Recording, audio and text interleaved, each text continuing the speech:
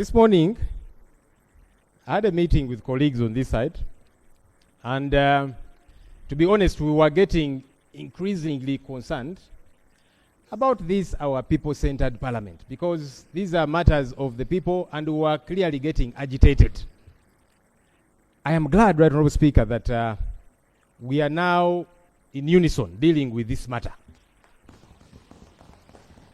because we have raised it severally, and we did not seem to see an end in sight. We did not think that this people-centered parliament was appearing as such. Honourable Speaker, there's only two ways that somebody can be held in any government jail. One, when you have been convicted and sentenced, whether it be to life or whichever number of years, legally speaking. Number two is when you have been remanded by a court of competent jurisdiction. Those are the only two ways under which somebody can be in any government jail. It is not, as some have said, a hostel. It is not some kind of hotel or I don't know what.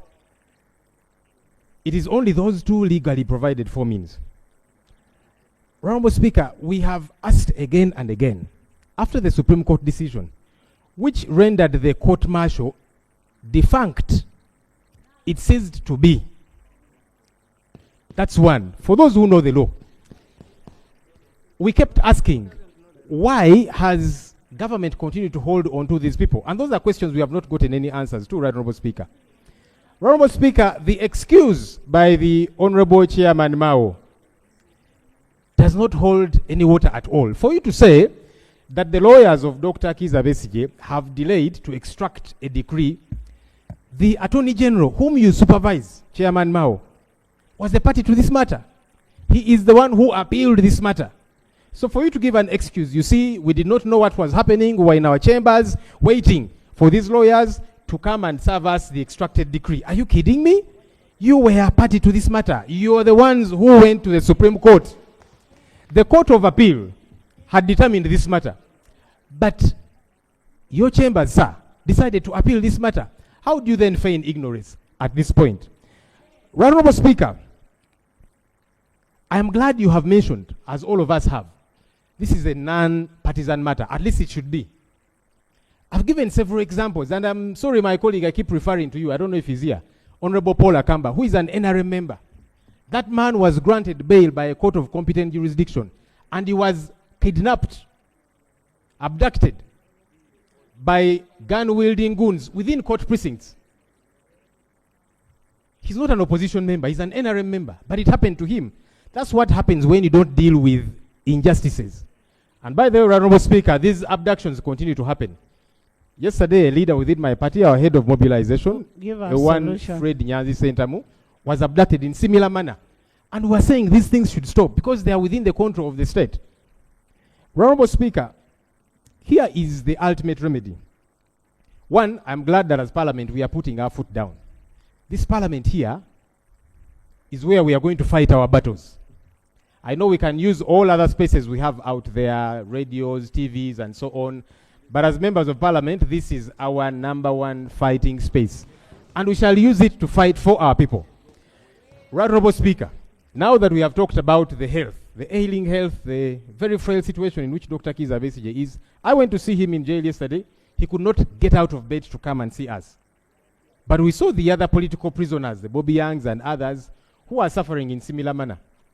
Can the state give us a timeline on when they are going to release these people? That is the ultimate remedy.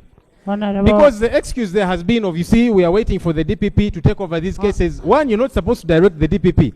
If the DPP is interested in any matter, these people should have been released and then they can be summoned. Because the DPP, Honourable Speaker, the DPP does not sanction court files.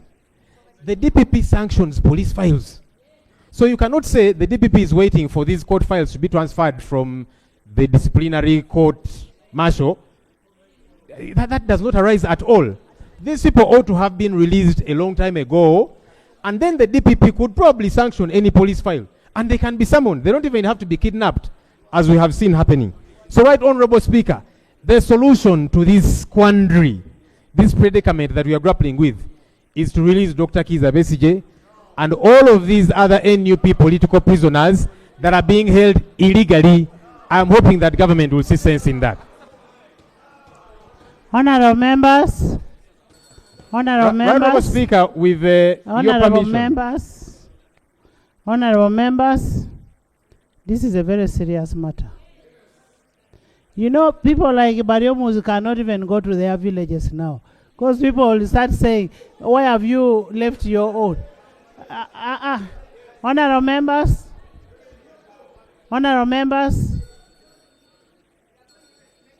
I want a leader of government business. Listen to me. I want us to have a session, a leader of government business, a government chief whip, Honorable Chris Bariomusi, Honorable Mao, Honorable Mohosi, the Attorney General, and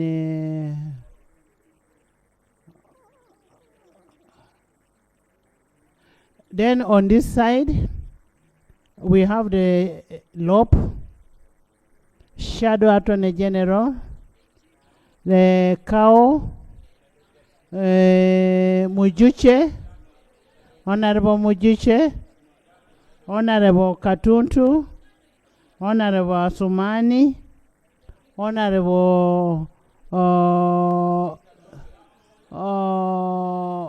Sibambi. Listen, Honorable, you're not going to choose for me. These are issues of legal and issues of life. We must make decisions there and come and report. And then Honorable Nandala. You don't want Nandala? Okay. We can have internal affairs. Honorable members, we are going to adjourn the House for 10 minutes. We will have a meeting in the private.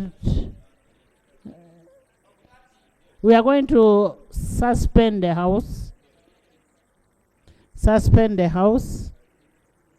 for 10 minutes, and then we will come and report. If the 10 minutes is not enough, we shall still communicate. No worry for time. Time is on our... Rule 8 gives the Speaker all the powers.